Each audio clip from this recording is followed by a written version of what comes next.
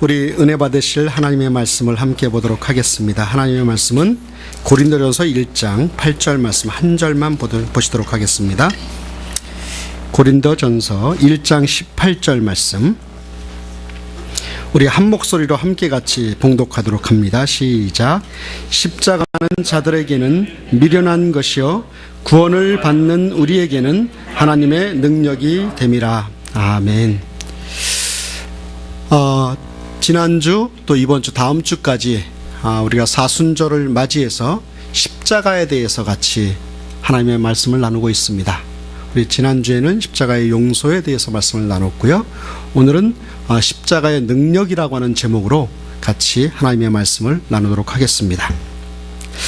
아마도 저와 여러분들 중에 그 십자가를 목걸이를 하거나 또 귀걸이로 아니면 심지어는 책갈피라도 이렇게 그 용도로 지니고 계신 분이 아마 제법 많이 계실 것입니다. 또 보면 집에 그 십자가를 걸어 놓거나 또 십자가의 그 모형을 이렇게 벽에 붙여 놓는 그런 가정도 있는 것을 봅니다.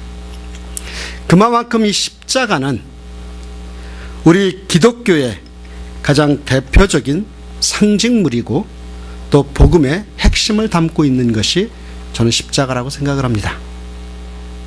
그래서 십자가에는 그 하나님의 모든 뜻과 하나님의 섭리가 함축되어져 있는 것을 우리는 알고 있습니다.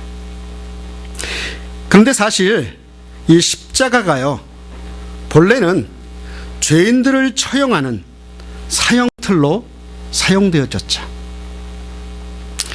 그리고 원래 유대인들은 사람을 그렇게 십자가에 못을 박는 일이 원래는 없었습니다. 이 십자가의 처형 방식은 고대 페르시아나 일부 지역인 지금의 이집트인 애굽에서 아주 극악한 죄인들을 처형할 때 사용했던 그런 사형 틀의 하나였습니다. 그 당시에 페르시아에서는 그렇게 극악한 죄를 범한 사람들이 그들에 의해서 그 신성한 땅을 더럽힐 수 없다고, 그들의 그 더러워진 그 죄로 인해서 더러워진 발 자체가 이 신성한 땅에 밟게 할 수 없다고, 그 땅을 더럽힐 수 없다고 해서 십자가에 매달도록 시작된 그 사형의 방법이 바로 이 십자가의 처형의 방법이었습니다. 이 사형제도는, 이 십자가의 사형제도는 너무나 참혹해서 예수님 당시에도 로마 시민에게는 십자가의 처형을 하지 않았어요. 그렇듯 십자가는 저주받은 그런 형틀이었습니다. 그래서 예수 그리스도께서 이런 십자가에 달려 죽으셨기 때문에 어떻게 하나님의 아들인 그가 그런 죽음을 죽을 수 있었겠느냐라고 하는 그 생각들 때문에, 도저히 하나님의 아들은 그렇게 죽을 수 없다고 믿었기 때문에 많은 유대인들과 헬라인들이 예수님을 거부하게 된 것입니다. 그런데 어떻습니까? 그 십자가를 예수님께서 지심으로, 그 저주의 십자가, 죽음의 십자가, 그 십자가에서 구원의 십자가로 바꾸어 놓으신 줄 믿습니다. 저주의 십자가였고 또 죽음의 십자가였지만 예수 그리스도께서 그 십자가를 지심으로 그 십자가는 우리에게 구원의 십자가요 생명의 십자가로 다가오게 된 줄 믿습니다. 실제적으로 이 십자가의 무게는 조금 약간의 크기에 따라서 34kg에서 57kg 정도가 그 무게가 되는 그런 나무 형틀이었습니다. 그리고 예수님께서 당시에 십자가를 칠 때에 그 골고다 언덕까지는 약 한 800m 정도, 그 어른의 걸음거리로는 1317보 정도 되는 그 거리쯤 됐다고 합니다. 어떻게 보면 사실 건장하고 힘센 장정이라면 그 십자가를 못 지고 갈 거리는 아니었어요. 그런데 주님께서는 그 십자가를 지시고 그 골고다 언덕으로 올라가시지 않으셨죠. 왜요? 그 십자가의 그 사형을 당하기 전날 밤 예수님께서는 간밤에 그 십자가의 그 죽음을 앞에 두고 땀방울이 핏방울이 되기까지 간절한 아주 힘겨운 기도를 하셨기 때문에 그만큼 탈진되어 있는 상태였습니다. 우리가 그런 질문을 하죠. 어떻게 기도하면 땀방울이 핏방울이 될 수 있느냐? 그것이 가능한 얘기냐? 의학적으로 가능한 얘기냐? 땀방울이 핏방울이 되는 그런 기도를 어떻게 할 수 있겠느냐? 그런데요, 의학계에서는요, 사람이요 엄청난 스트레스를 받거나 또 엄청난 그 프레셔를 받으면 그 땀샘에서 그 화학 성분이 나오는데 그 화학 성분이 못의 혈관을 터트림으로 인해서 땀방울이 핏방울로 바뀔 수 있다고 이야기를 합니다. 의학적으로 증명된 이야기죠. 그래서 예수 그리스도께서는 체포되시기 전에 감람산에 3명의 제자들과 올라가셔서 땀방울이 핏방울이 되기까지 생명을 건 기도를 하셨던 것입니다. 그리고 체포되신 후에 날이 새도록 이곳 저곳으로 끌려다니면서 신문을 받았기 때문에 지칠 대로 지쳐 있으셨습니다. 원래 십자가형을 받은 사람은 먼저 빈사 상태에 이를 때까지 채찍으로 무지하게 맞는다고 합니다. 십자가를 지기 전에 먼저 채찍으로 맞아요. 그 당시에 그 로마의 채찍질하는 절차는요, 죄인의 신분에 따라 좀 달랐는데 그 중에 가장 심한 채찍질 방식은 윗옷을 벗긴 후에 그 등에 채찍을 내려치는 타격하는 방식이 가장 심한 방식이었다고 합니다. 기독교 역사가인 유세비우스에 의하면 그 채찍은 대개 39가닥에 그 가죽을 이렇게 따서 만들었는데 그 끝에는 쇠구슬과 동물들의 뼈 조각이 달려 있어서 그 쇠구슬은 살을 멍들게 했고요. 또 그 끝에 달려있는 그 뼈 조각은 그 등에 있는 살점을 후벼파는 그런 고통을 주게 되는 그런 채찍질이었다고 이야기를 합니다. 이 당시에 그 몽둥이와 채찍으로 어깨부터 등, 엉덩이, 정강이를 죽지 않을 만큼 때렸는데 그렇게 맞다 보면 이 정맥이 밖으로 드러나게 되고요. 근육이라든지 우리의 장기, 창자의 일부가 빠져나오는 경우가 허다했다고 이야기합니다. 그렇게 예수님께서는 이미 십자가를 지시기 전에 그 아픔과 고통을 당하시고 그 몸을 지탱하기도 어려운 힘든 상태에서 십자가를 지셨던 것입니다.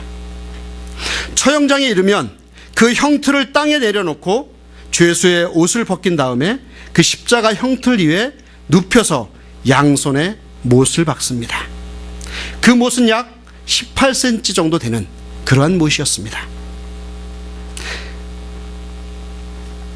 또한 그 역사가들에 의하면 그 손에 못 박힌 부위가 이 손바닥이 아니라 손목이었다라고 이야기를 합니다.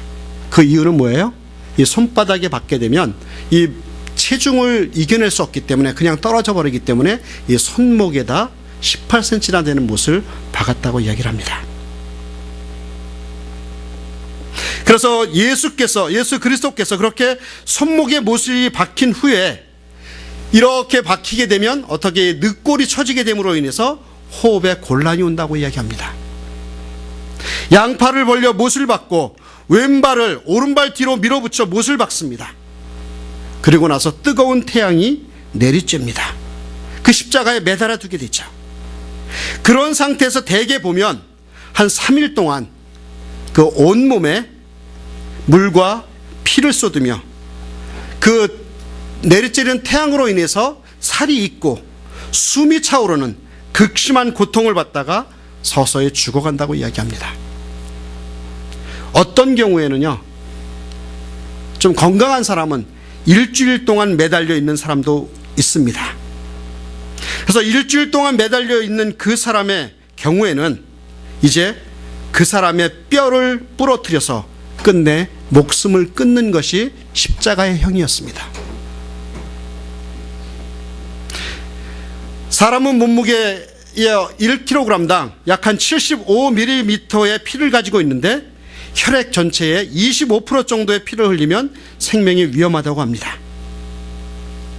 그렇듯 예수 그리스도께서는 십자가에 못 박히시고 피와 물을 쏟으시고 우리의 구원을 위해서 죽으셨던 것입니다. 그런 고통을 받으면서 예수 그리스도께서는 우리를 구원하시기 위해 십자가에 못 박혀 죽으신 것입니다. 그런데요, 오늘 본문은요, 그렇게 저주의 형틀이고 죽음의 형틀인 십자가가 하나님의 능력이라고 지금 이야기하고 있어요. 그 십자가의 능력 때문에 저와 여러분들이 살아났다고 지금 성경은 이야기하고 있는 것입니다. 그렇다면 이 십자가에 어떤 능력이 있을까요? 과연 이 십자가가 우리에게 어떤 능력을 주셨을까요?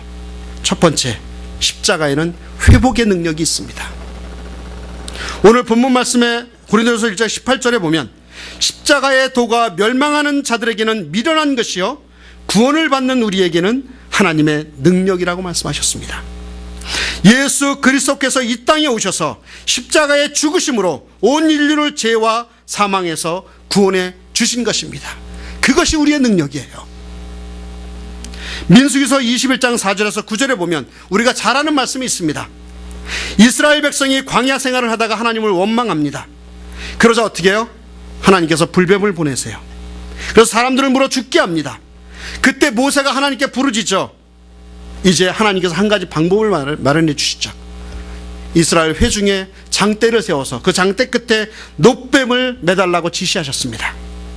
사람들이 불뱀에 물려 죽으면서 그 놋뱀을 쳐다보는 자는 기적적으로 주님께서 하나님께서 고쳐주셔서 그들은 살아났습니다.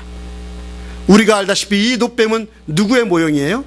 예수 그리스도의 모형입니다. 죄로 죽을 수밖에 없었고 죄를 사망 가운데 갈 수밖에 없었던 우리들에게 그 놋뱀과 같이 십자가에 높이 달리게 하셔서 그분을 바라보는 모든 영혼들에게 구원의 능력을 우리에게 주신 줄 믿습니다. 우리의 시선이 어디로 가 있는지 보십시오. 우리의 시선이 그 십자가에 달리신 예수 그리스도께 초점이 맞춰지기를 주의 이름으로 축원합니다. 그 십자가를 바라보고 믿기만 하면 우리에게 구원이 임하고 우리에게 능력이 임하는 줄 믿습니다. 이사야서 1장 18절은 이렇게 말씀합니다. 여호와께서 말씀하시되 오라 우리가 서로 변론하자. 너희의 죄가 주홍 같을지라도 눈과 같이 희어질 것이요 진홍같이 붉을지라도 양털같이 희게 되리라. 너희 죄가 주홍 같을지라도 눈과 같이 희어질 것이요 진홍같이 붉을지라도 양털같이 희게 되리라. 사랑하는 여러분, 이것이 십자가의 능력입니다. 한 가지 질문을 하죠. 여러분, 요즘에 좀 살만하세요? 살아갈만 하십니까?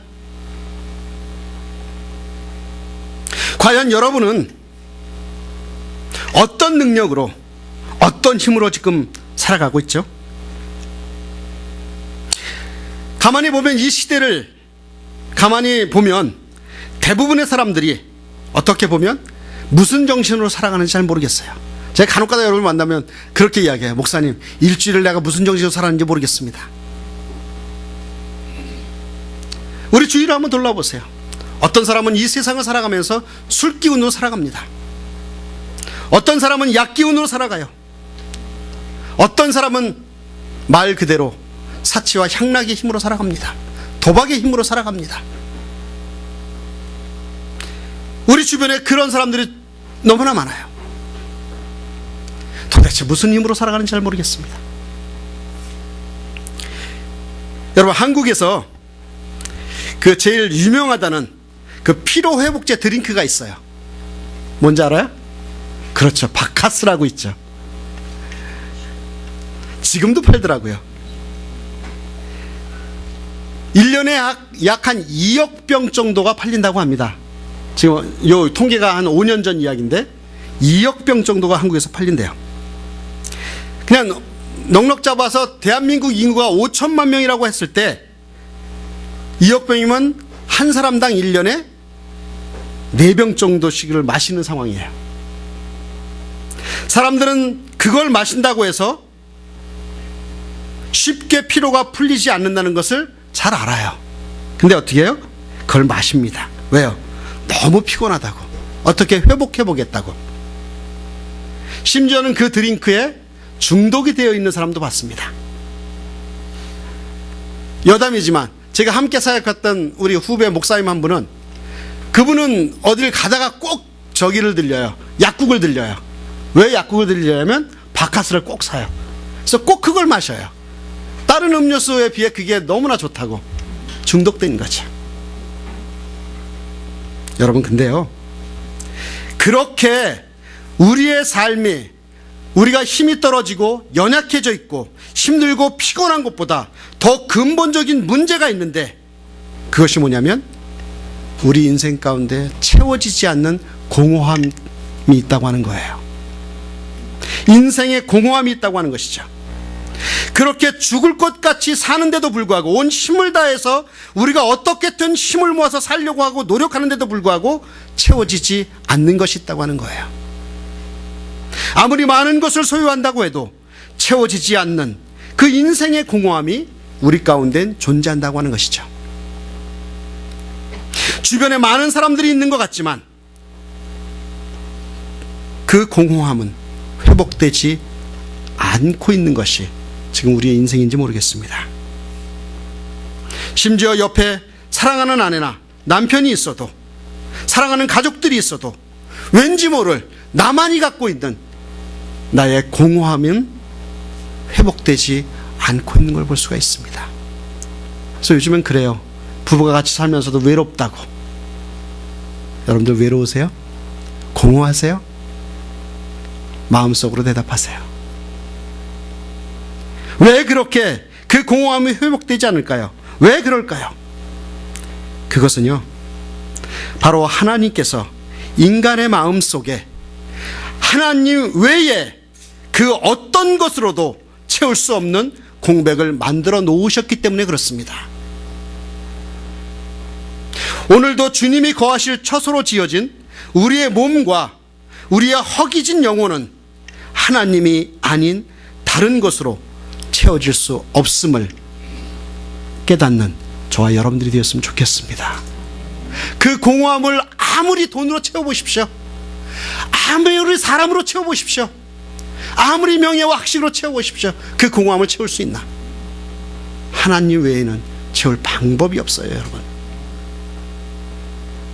우리 주 예수 그리스도의 십자가밖에 그 어떤 것으로도 채울 수 없다고 하는 사실이죠. 우리의 근본적인 회복은 우리의 참 주인을 찾는 데 있는 줄 믿습니다.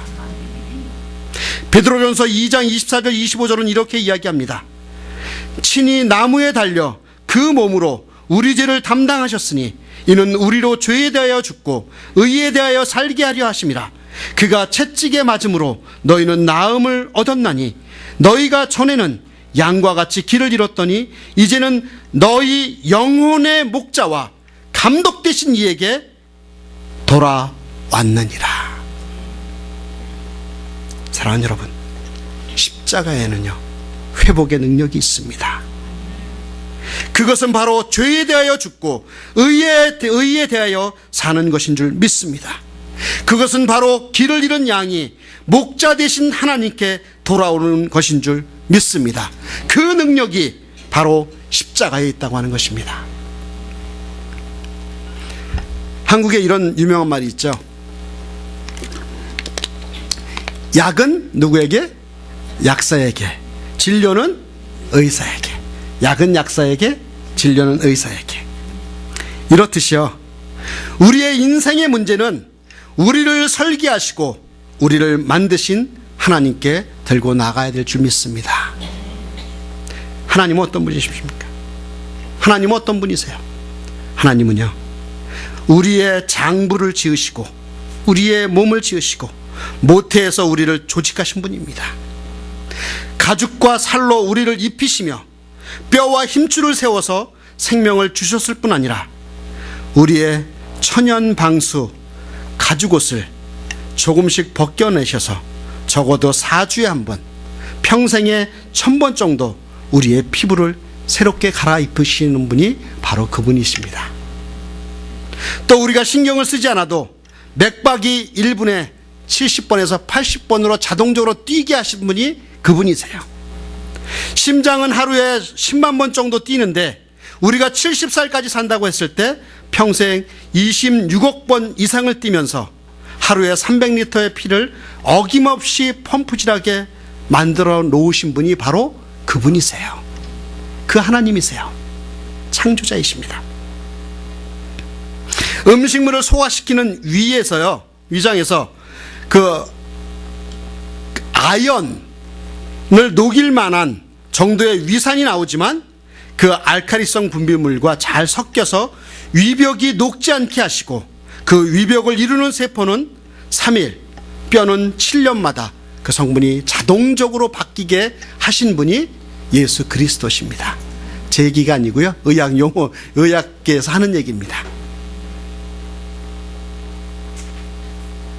우리는 650개의 근육과 100여 개의 관절이 잘 작동하게 해달라고 기도하지는 않지만 지구를 3바퀴를 돌고 나올 만한 길이의 혈관이 갑자기 어디 한 군데 막히게 되면 어떻게 돼요? 죽게 되죠. 근데 그 혈관을 위해서 우리 기도하지 않지만 우리가 이렇게 살아갈 수 있는 것은 뭐예요? 그분께서 우리를 그렇게 만드셨고 인도하시기 때문에 그렇습니다. 우리가 간구하지 않아도, 우리가 기도하지 않아도 대부분 그 모든 것들이 어떻게 움직이고 운영되어지는 조차 모른다 할지라도 우리 주님께서는 자신의 작품을 창조하시고 평생토록 우리를 이끌어 가시는 분이신 줄 믿습니다. 그분은 우리의 머리카락까지 세신 그러한 분이십니다. 그렇다면 이제 우리가 해야 될 것이 뭐예요? 우리 인생에 있어서 그분을 인정하는 것입니다.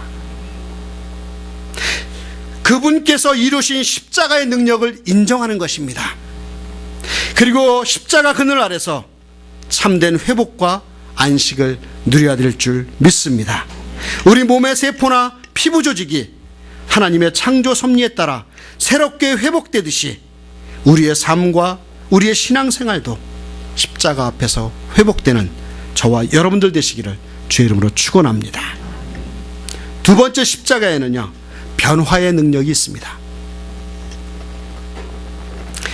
이제 주님의 제자들은 3년이나 주님을 따라다니며 하나님 나라에 대해서 배웠지만 또 그 주님이 어떤 분이신가를 배웠지만 주님께서 이제 십자가를 지시기 전에 여전히 그 주변에 있는 제자들은 누가 높은가에만 관심을 갖고 있어요. 누가 오른편에 설 것인가, 누가 왼편에 설 것인가, 그 자리에만 관심이 가지고 다투고 있었습니다. 그들은 하나님 나라의 복음을 배웠지만 주님이 십자가를 지실 때 하나같이 도망갔습니다. 예수의 부활을 믿지 못했고 심지어는 부활을 보고도 고기를 잡으러 갔던 사람들이 그 사람들입니다. 그런데 여러분, 그렇게 처절하게 패배하고 그렇게 주님을 배신했던 그 제자들이 이제 주님께서 약속하신 부활의 모습을 경험하고 또 성령을 받고 난 후에 복음을 위해서 순교하는 사람으로 변화받았음을 기억하시기 바랍니다. 실패했고 도망갔고 좌절했던 그 제자들이 부활하신 주님을 바라보며 성령을 체험하니까 그들은 복음을 위한 순교자의 삶을 살아가는, 그렇게 변화된 삶을 살아갔습니다. 교회사의 기록에 의하면 베드로는요, 로마에 가서 전도하다가 십자가에 거꾸로 못 박혀 죽었습니다. 안드레는 그리스에 가서 전도하다가 이렇게 X자형의 십자가형을 당했습니다. 그래서 순교했죠. 야고보는 예루살렘에서 헤롯에게 칼로 목베임을 당해 순교했습니다. 요한은요, 밤모섬으로 유배되었다가 풀려나서 에베소에서 말년까지 복음을 전하다 순교했습니다. 빌립은 부르기아에서 전도하다가 기둥에 매달려 순교했고요. 바돌로메는 아르메니아와 인도에 가서 전도하다가 십자가에 거꾸로 못 박혀 순교했습니다. 도마는 인도에 가서 전도하다 창에 찔려 순교했고요. 마태는 에티오피아에 가서 전도하다가 목베임을 당해 순교했고요. 알페오의 아들 야고보는 성전 꼭대기에서 떨어뜨림을 당해 순교했고요. 가나안인이었던 시몬은 애굽에서 유대로 돌아와 전도하다가 활에 맞아 죽었고요. 야고보의 동생 유다는 페르시아에 가서 전도하다가 그도 역시 활에 맞아 순교했고, 가론 유다 대신 12제자의 반열에 올랐던 마띠아는 에티오피아에 가서 전도하다가 돌에 맞아 순교했다라고 교회사에서는 기록하고 있습니다. 예수님을 3년을 따라다니다가 결국 믿음을 버리고 떠났던 그 비겁한 제자들이 이렇게 순교의 자리까지 가는 파격적인 인생의 변화는 어떻게 가져올 수 있었을까요? 저는 그렇게 생각합니다. 십자가였습니다. 십자가였습니다. 십자가를 통하여 이루신 예수 그리스도의 부활의 기적을 체험하고 나니까 목숨까지도 아깝지 않게 여기는 사람으로 변화된 것입니다. 하나님께서 그들의 과거를 십자가와 함께 못 박으시고 다시 그리스도와 함께 새로운 생명으로 부활하게 하셨기 때문에 가능한 변화였다고 생각을 합니다. 사랑하는 여러분, 우리말에요, 그런 말 있죠. 어이가 없다. 이 말은 무슨 뜻일까요? 어이없다, 어이가 없다. 이것은 그 솥뚜껑 있잖아요. 큰 우리 그걸 무슨 솥이라, 가마솥, 솥뚜껑. 이 어이가 없다는 얘기는 이 솥뚜껑이 없다. 솥뚜껑에 이 손잡이가 없다. 그런 뜻이에요. 어이가 없다. 참 어이없잖아요.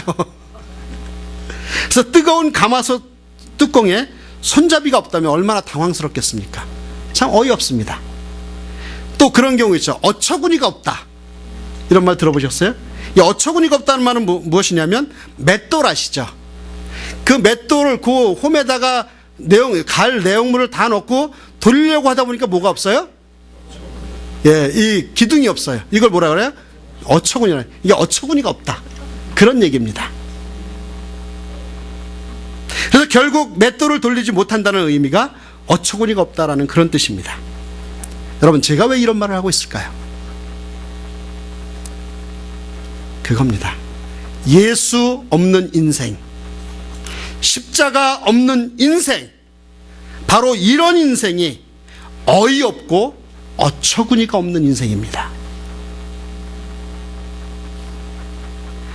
아무리 우리가 솥뚜껑이 있지만, 맷돌이 있지만 그걸 잡아 올릴 수 있는 손잡이가 없고 어처구니가 없으면 우리 인생은 말짱 도루묵이에요. 우리의 인생에 있어서, 우리의 신앙에 있어서 예수가 없는 인생, 십자가가 없는 인생이 어이없는 인생이요, 어처구니가 없는 인생인 줄 믿습니다. 그러나 주님께서는 정말 벌레와 같은, 오히려 버러지보다 못한 그러한 인생을 하나님께서는 우리를 사용하시는 줄 믿습니다. 그 미술작품 중에 두 가지 유명한 미술작품을 여러분에게 소개하기를 원합니다. 피카소의 황소머리라고 하는 작품이 있는데, 그 황소머리라고 하는 작품은 버려진 자전거 안장과 핸들만을 가지고 만들었어요. 보이시죠, 여러분들 그림에? 그런데 저 황소머리의 작품은 그렇게 버려진 자전거의 안장과 핸들을 가지고 만들었는데 한국 돈으로 런던에서 293억 원에 팔렸습니다. 또 한 가지 작품을 소개합니다. 마르셀 듀샹이라고 하는 미술가가 쓸모없이 버려졌던 화장실 변기로 샘이라고 하는, 파운테인이라고 하는 그러한 작품을 만들었습니다. 그래서 그 훌륭한 작품이 되어서 얼마에 팔렸냐면 36억 원에 팔렸습니다. 아무런 볼품도 없이 녹슬어 고물상에 버려진, 거리에 버려진 것들이 예술가의 손에 의해 잡혀져서 작품으로 거듭나니까 어때요? 멋진 작품이 됐고 비싼 작품이 되었잖아요. 여러분, 제가 왜 이 이야기를 할까요? 우리 인생이 그렇다는 얘기예요. 티끌만도 못하고 먼지맛도 못한 존재인 우리는 하나님의 손에 붙들리니까 멋진 걸작품이 나온다는 얘기입니다. 하나님께서 우리를 값으로 따질 수 없는 고귀한 작품으로 빚어내실 줄 믿습니다. 그것이 우리가 경험하는 십자가의 변화의 능력인 것입니다. 사랑하는 여러분, 여러분 스스로 쓸모없다 생각하지 마십시오. 여러분 스스로 내 인생이 왜 이러냐 하고 포기하지 마십시오. 그 능력 있는 하나님의 손에 붙잡히기만 하면 저와 여러분들은 세상의 최고의 걸작품으로 태어나게 될 줄 믿습니다. 흔히 설교의 왕자라고 이름 붙여진 찰스 스펄전 목사님이 어느 날 서재에서 흐느껴 울고 있었더랍니다. 그때 부인이 들어와 물었어요. 여보, 왜 울고 있습니까? 그때 스펄전 목사님이 이렇게 대답합니다. 여보, 내가 어떻게 된 건지 이제 십자가를 생각해도 더 이상 눈물이 나지 않아. 이것이 내 마음에 너무나 아파. 스펄전 목사님은 십자가의 감격을 잃어버린 자신의 모습이 너무나 괴로워서 흐느껴 울 수밖에 없었던 것이죠. 그렇다면 여러분, 저와 여러분들은 어떻습니까? 우리는 십자가의 감격, 십자가의 능력을 잃어버린 채 신앙생활을 해나가고 있지는 않습니까? 우리의 삶에서 그 언젠가부터 눈물이 사라져 있지는 않습니까? 우리가 오늘도 여전히 두 손을 들어 하나님을 예배하고 하나님을 찬양하고 있지만 정말 십자가 앞에서 목 놓아 우는 모습이 점점 더 찾아보기 어렵게 된 것이 우리의 삶이 아닌가요? 우리가 왜 그럴까요? 왜요? 십자가의 능력을 잃어버렸기 때문에 그렇습니다. 그 주님께서 베풀어 주셨던 그 회복의 능력과 그 변화의 능력이, 그 감격이 우리에게 사라져 있기 때문에 그렇습니다. 사랑하는 여러분, 이제 우리가 2015년 사순절을 보내고 있습니다. 제가 바라기는 이 십자가의 회복의 능력과 이 십자가의 변화의 능력이 저와 여러분들에게, 또 우리 가정에, 또 우리 교회 위에 임하시기를 주의 이름으로 축원합니다. 벌레만도 못하고요, 또 자전거에 한 안장만도 못한, 화장실 변기만도 못한 인생이라 할지라도 주님께서 십자가의 능력으로 회복시키시고 변화시키셔서 이 땅에 사는 동안에 존귀한 인생이 될 수 있기를 주의 이름으로 축원합니다.